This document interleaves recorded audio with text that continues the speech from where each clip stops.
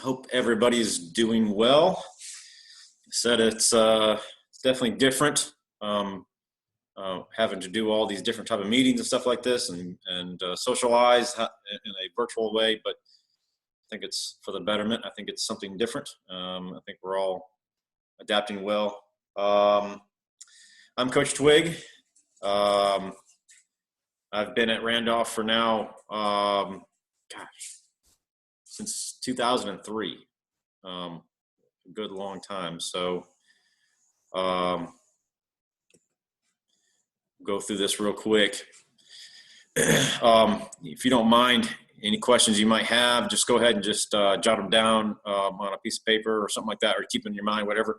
And if I don't answer it during this slideshow, we can just do that questions Q&A at the end. Here's my contact info, my cell and my email. We'll talk about that here in just a little bit as well. Got my assistant coaches that I know for sure are definitely coming back. You've got Coach Kruger and you got Coach Ortiz. They'll definitely be part of the program for the 2020 year. So anyway, if you want to definitely jot those emails and contacts information down. One thing is that we are recording this, so I will send it out so that way you guys can see it as well, and also the PowerPoint I'll send it out by email as well. So all right, let's go ahead and address this. I know it's something that had to be addressed every time we turn on the TV or turn on the computer or phones or whatever, but it's something I guess we have to also address as well. It's pertaining to the future. First and foremost, the health and safety, all right, and well-being of each student and coach. At our school and are part of our program and plans going forth are obviously very much at the forefront. And a cross-country season is very, very, very far distant second. So, as of right now, Thursday, April 16th, per the Alabama High School Athletic Association and Governor Kay Ivey, we Randolph coaches cannot hold in-person team practices or group meetings. All right. But once we know when we can get back to it, we will let you know. All right. The hashtag running is not canceled is definitely something that's alive and well. You can definitely go outside and go for a run. All right. But no coaches can meet with you or orchestrate a workout. All right. Regardless if it's with one individual or 10. All right. We'll be sending out training plans for each of you to follow. All right. For training to be logged digitally in an app platform. We'll talk about that. But every Sunday you'll get a training plan. We'll talk about that in a little bit as well. The takeaway is that we don't know when we'll be able to begin holding traditional team practices in group settings. We're hopeful though that if the community keeps working hard to flatten that curve, that we'll be able to start sooner than later. All right. So we will let you know though as soon as they let us know. All right. All right, so those that are brand new to cross country, this is a team sport. All right, cross country is just not a ball sport. All right, but it is. There is a team component to this. How do teams win? How do teams score points? All right. So basically, you got to have at least 5 individuals on each team. All right, the boys and girls teams are separate. All right, those are 2 different genders, 2 different programs. All right, but for the boys, say for a given team, you have to have at least 5 members finish the race. All right, but how the team scoring works is that you have, say you have your 5 runners. All right, Team A, say they finish 1st, 10th, 12th, 14th, and 20th. All right, you add those places together. All right, and that score works out to be about 57 points. All right, say Team B has 2nd place, 3rd place, 5th, 18th, and 21st. All right, that works out to be 49 points. All right, in cross country, the lowest score wins. All right, lowest score wins. I guess that might be similar to golf, I guess. All right, but as you can see here in this little demonstration here, it's definitely Team A would lose to Team B. All right, because Team B scored 49 points. All right, so. But what happens if you have more than 5 runners? Well, essentially, uh, the additional runners are still counted in, not counted, they're still displayed in results. They just don't have points that get accrued to their finishing results. So, your 6th and 7th runner, this is starting to get a little more technical, are still very important because they're considered displacers. You can read into this as well, because it's definitely not as simple, but it's definitely something that you guys can understand. So, all right, let's keep going. Like I said, let me know if you have questions on that later on. All right, so the shelter in place, all right, obviously is what we're in right now. So, so what do we do for now? All right, so every Sunday night we'll be sending out an email with training plans each week, starting Monday through Saturday. That's when the training will be. Your cycle will be Monday to Saturday. Your Sundays typically will be a cross training day. All right, but Monday to Saturday is usually what you're looking at. But all right, so you'll receive that first email this Sunday, April 19th. All right. All right. All training will be posted on the app Strava. We'll get into that again here in just a little bit. You'll need to download the app, create a profile for that student, and then, of course, join the Randolph Cross Country Club. All right. So this next part is not something that is set in stone right now because it just can't be. But this is what we've done in the past. All right. So typical summer plan looks like this: June 1st to July 31st. Monday, Wednesdays, and Fridays we'd meet at Montesano. Transportation is usually provided by me driving it. All right. We would depart from the Drake campus about 6:40. Like I said, you don't have to use that bus. You can drive yourself or have a parent drive you up there. The bus will return to Drake campus roughly around 9:20. All right. Tuesdays and Thursdays will be on your own following the training plans. All right. You can run by yourself or with teammates. All right. Strength training with Coach Gaunt. Like I said, this is something that's still tentative. June 2nd through July 30th. That's Tuesdays and Thursdays. All right. 10 a.m. to 11 a.m. Like I said, that's all literally just tentative stuff right now. Hopefully we'll get to that. But right now that's just not what we're going to be doing right now. So, all right. Here's their Strava. Some of you probably know already what this is. Some of you those that are returning may already have the Strava app already downloaded, created your own profile and stuff. But like I said, this is an extremely useful tool. Definitely helps, track your athlete's progress. It helps keep up with your own progress. Also helps with keeping up how much mileage has been done on your shoes, the training shoes you're using. So make sure you don't go over the amount of mileage on your shoes. Typically, a pair of shoes, you only get about 3 to not even that, really about 200 to 300 miles out of a pair of shoes. On average, some more, some less. But this app can definitely help you with that. Once you've created the profile, all right, you can then join the cross country club. So that way, I and all the other coaches can be able to monitor your progress each week. All right. One great thing about Strava as well, you can digitally upload it from your GPS watch if you have one. If you don't have a GPS watch. If you're like me, old school, you got a Timex, it just got the chronograph on it. You can definitely use the manual function on there to be able to just plug things in. Of course, you don't know exactly how far you went unless you somehow wheeled it out or drove it or something like that. But it still can be done. All right. So that's definitely one tool you'll definitely need to have. All right. Talking about uniforms. This is one of the reasons why we are doing this meeting tonight. It's and actually really early. Typically, I only do this meeting. I start doing these meetings usually in mid to late May. But the school, the athletic department, is doing registrations, which are, I think, open now and live now, and I think close Monday next week. Don't quote me on that date, the closure date, but as far as I know, it closes Monday. It's to be able to, number one, for the coaches to be able to see who's going to be potentially on the roster and to start figuring out uniforms because how the cross country indoor and outdoor track team does it. All right, we actually order in bulk on the competition uniform, not the warm-ups or anything like that, but the competition stuff. All right, it takes a long time to be able to get the stuff because it's sublimated. It's not screen printed, it's not embroidered. All right, sublimation takes a long time to actually get processed through, and it may actually even take longer now with this pandemic. Usually takes about 3 months to get it back.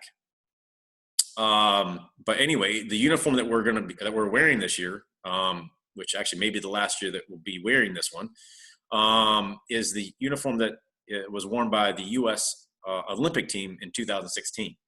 Now, the new uniform, of course, they're coming out with a new uniform for 2021 uniform, and is something that, like I said, it's super nice uniform, very high tech in terms of the materials, the seams, heat bonded seams and stuff like that. But anyway, it takes a long time to make and a long time to get back. So anyway, let's move in here to this, look at the uniform right here. So this is the women's uniform. It definitely comes in extra small sizes.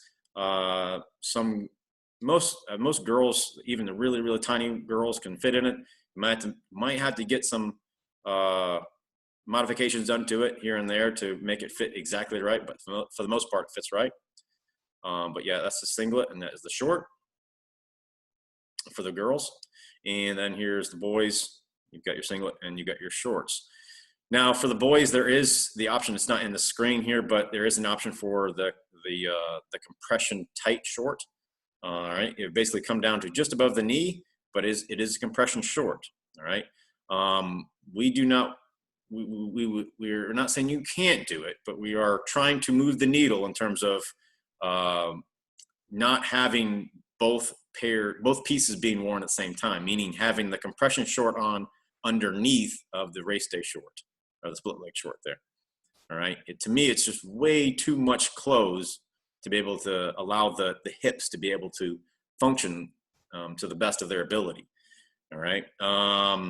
Like I said, if you got some young boys that are going to have a hard time, which I remember being that young, being like, I can't wear these out until you get to the start line and everyone else is wearing the same thing. Those that are rising seventh graders, I promise you, we'll have our older boys help you out in terms of being able to get used to, being able to wear these type of shorts. I promise you, it's not that big of a deal once you've gotten out into a race and you're fine with it. All right, we'll talk about that later. All right, talk about the warm-ups. All right, now these are not sublimated; these are screen printed and embroidered. This will come through the BSN Sports My Team Shop. All right, this also doesn't take that long to get back. All right, there will be like the long sleeve and short sleeve on this will be the two pieces that'll be mandatory. Everything else will be optional. All right, it'll be up to you if you want it. If you don't want it, that's fine. But the long sleeve and short sleeve is something you have to have, so that when we go to meets, we all look the same. All right. There'll be two different lengths. One length for the competition uniform, and one length for all these items here. That way you'll be able to get all your orders and stuff done. But this is not ready to send to you yet. All right, it will be probably in the next week or so. All right, so just be looking through your emails for that. All right. Okay, let's talk about team communication. All right. So when you're getting emails, right now you're primarily getting emails through, when you get emails from the school, it's through the My Randolph account messaging system, that platform there. That's what we'll be doing. We'll be using that for your emails. All right. For everything else, all right, like the mobile communication, Dragonfly, all right, which is for those rising seventh grade parents, all right, this is the platform that Alabama High School Athletic Association is doing all eligibility, all right, and injury notification through. All right, they also ask us to use it for team messages and stuff as well. It's not quite ready yet for us, especially for a team that we don't have our roster set up yet. But we'll be using GroupMe until then. All right. We prefer only student cell numbers in the team group, but if a parent needs to be in there because the student doesn't have a phone yet, that is fine. We can make some exceptions, but we prefer to be the students. Okay. All right. Moving forward here. All right, good question. This is probably a good slide here for our newbies, the rising seventh graders, and even eighth graders that are brand new, thinking about coming out.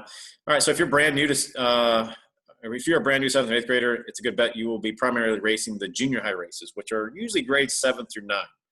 All right, that'll be racing in those. Those distances that you'll be racing is typically a 2 to 2.1 mile distance in length. All right. Now this is typically early in the season that you'll be racing these. This is why, because we get towards the end of the season, all right, and then we have to start looking at selecting the sectional and state championship teams, which those come from grades 7 through 12. All right. Though for the championship season, part of the season, all right, that is all 5K distance or 3.1 miles. Now, some of you are gonna be like, well, geez, how am I gonna be able to race a 5K when I'm training for the 2 or 2.1? It's like, no. We actually train you for the 5K, all right, and you actually will be, ready more for the 5K than you'll be ready for that 2 or 2.1 mile distance. So keep that in mind that you're actually preparing for that 5K distance physically. Now, mentally is something that's a little different. We can work with you. But we've been doing this a long time. We've had a lot of wild cards out there at points, but we will definitely be able to get everybody where they need to be, especially if they're one of those top 10, seventh or eighth graders, part of that varsity team. So, all right. And one thing to note that something I haven't said is that our program is a 7 through 12 program. It's something we've been doing ever since I've been part of it. Way back when I first started in 2003, we had like 12 kids on the team total, 7 through 12. And so everybody had to run the varsity level. And the bonding, the be able to blend those different demographics together, some kids, that are really, really young with the older kids, it gives the older kids a chance to be a leader, to be able to help those younger kids along. And also allows those younger kids to be able to make those relationships with those older kids too. So just stay confident that that process that we do is really, really an awesome thing, and it's for the betterment for everybody. All right. So this is not our schedule for this year. All right. We don't typically make our schedule until usually the early part of June. This is just an example of what we did last year. All right. So this is 2019. All right. As you can see, we definitely have a lot of meets on the schedule. This is just mainly the regular season. This isn't the championship stuff. So I will say, all right, that we had last year we had 8 Saturday meets. We had 2 Tuesday meets and 2 Thursday meets. We'll probably be pretty close to that similar plan this year, as long as we actually get back to somewhat of a normal plan, which who knows where we're going to be come late August, but that's where we're at. So our competing season is basically the end of August all the way through the middle of November. All right, so that's kind of, if you want to start blocking out your calendar, that's what we're looking at. The end of August to the middle of November. In the middle of November, all right, is going to be your championship meets there. You got, we went to a last chance invitational. Only took selected boys and girls to that one on that Thursday, October 24th. And then that next Thursday after that, that was our sectional meet, which, if you're going to go to state, that's where you have to go. You have to go to sectionals. That is not where sectionals is going to be, by the way. We're actually going to be in Huntsville this year. And then that next second Saturday, I think in November, that'll be the state championships, and that will be out in Oakville, which is real close to Moulton, Alabama. So still up here in North Alabama, not that far away, about an hour away. All right. So this is a little history of our program. We won't go too much in depth into this. All right. This is, like I said, one thing to note that I'm very proud of our program is that when it comes to the competing end of it, all right, is that you know, getting up on the podium means you're either finished first or second. All right, as you can tell from 2005 all the way until this past 2019, we've had at least one program, either the girls or the boys or both, up on the podium. All right, the boys actually still hold the most consecutive state championships in a row from 2005 to 2013. That's a boys cross country 1A through 7A state meet record. Yeah, 2005, 2013. That's 9 years in a row. Homewood, if they win this year, will be in the same division as them. Crazy. If Homewood wins this year, they'll actually tie our record. But they have a lot more competition this year, so I don't know if that'll happen or not, but hopefully so. All right. So social media, and this is just a real quick plug. I'm the one that runs that as well. If you want it, if you don't like what you're seeing, or if you want to see more of something else or something like that, please let me know. I won't hurt my feelings, anything like that, but just let me know. We use Twitter and Instagram. All right.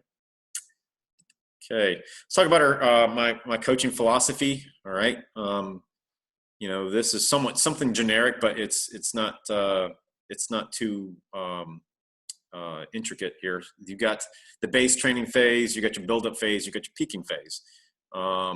The base training phase. So, you know, essentially us starting next week, you know, is going to be our training phase all the way from next week until, gosh, you know, it's supposed to be really till the end of August or even a little bit later into that.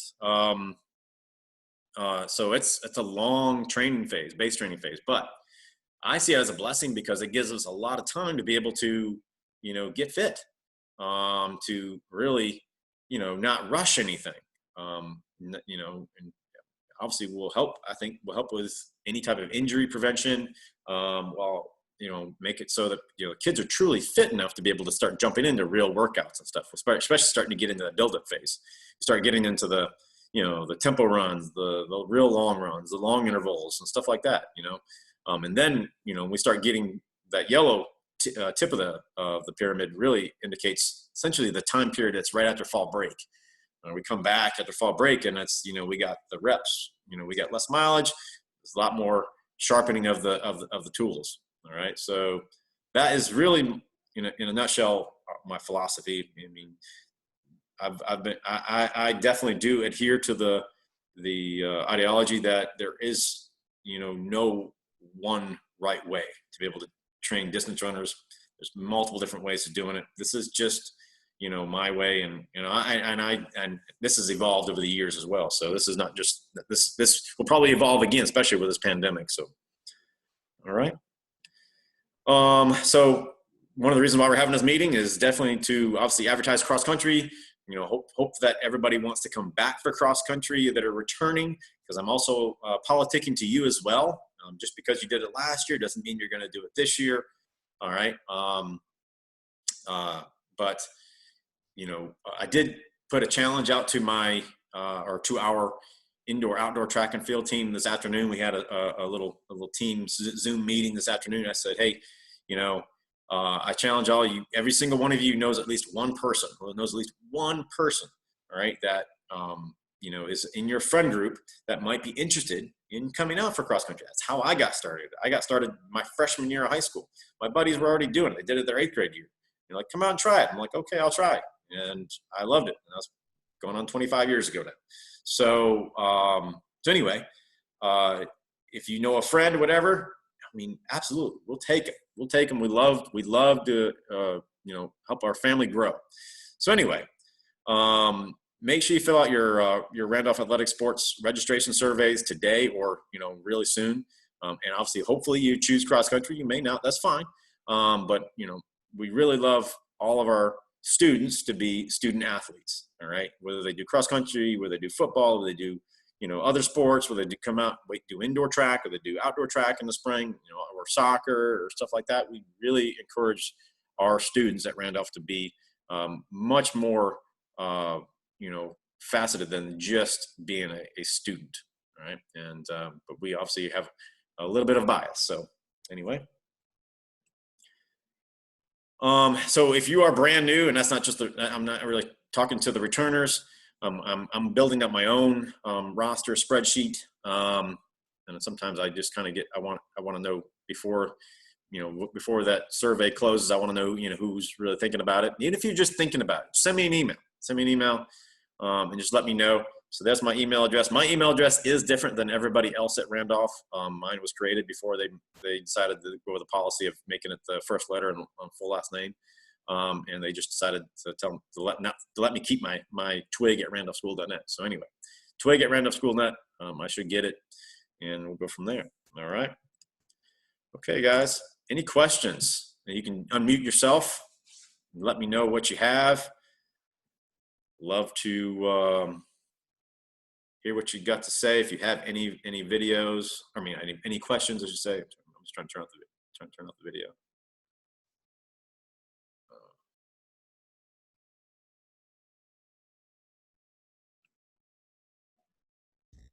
How many, can you hear me? I can. Okay. So how many runners do you normally have in 7 through 12? So 7 through 12, see, last year on the roster for the boys, we had right at 35 for 7 through 12 boys. It was definitely higher in the high school last year. I didn't do my my sales pitch to the 6th grade PE class last year, and it bit me. So this year, I obviously am having to do everything virtually, but we are trying to do a lot more advertising this year, try to help get numbers out. But the numbers are not extravagant. It's not going to be a Huntsville High where they have close to 60 or 70 boys out there. It's definitely manageable. And when it comes to transportation, I have my commercial driver's license. Also, I'm also the transportation director at Randolph. So I actually am the one that actually does all the buses. So I can get more buses whenever we need it. So it's never an issue of true transportation for getting kids where they need to go for practices, for meets or stuff like that. We're always together. It's really easy, but it's, for the most part, it's been something that's evolved over the past 20 years, 16 years, 17 years. Well, how many years I've been doing this? I don't know. Hopefully that answers your question.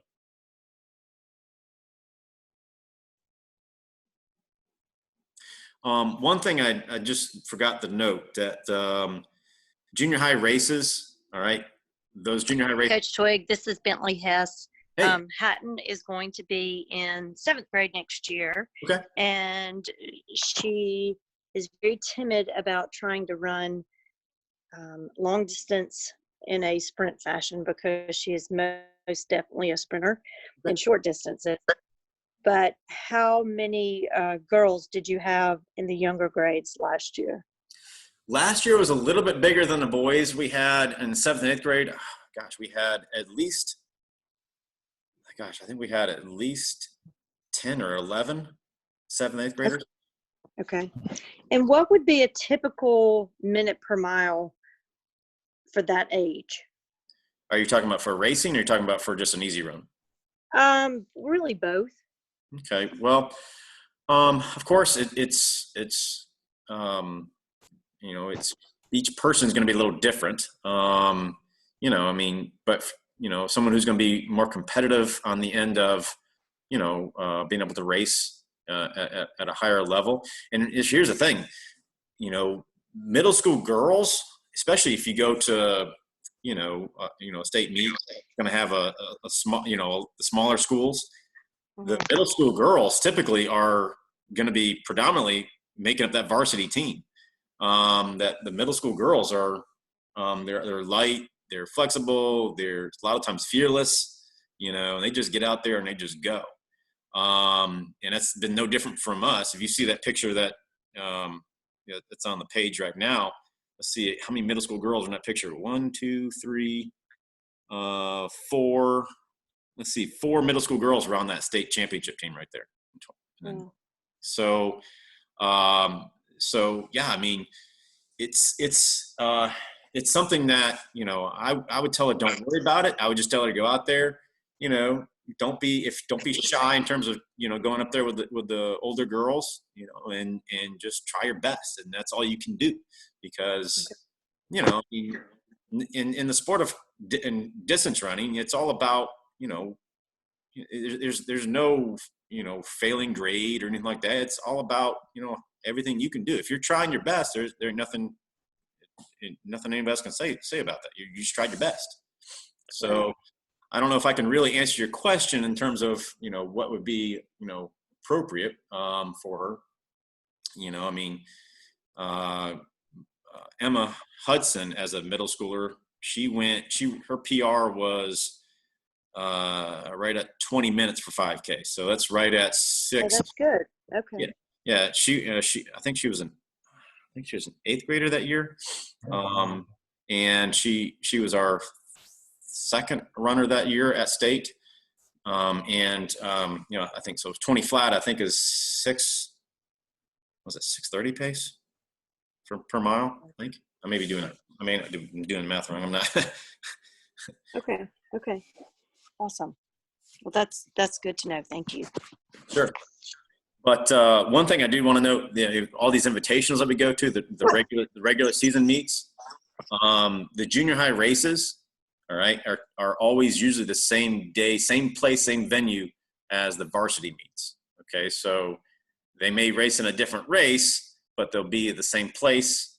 And you know, usually their races either, you know, after the varsity race, you know, they'll give the varsity races the more primo time in terms of temperature and, you know, audience and stuff like that. So,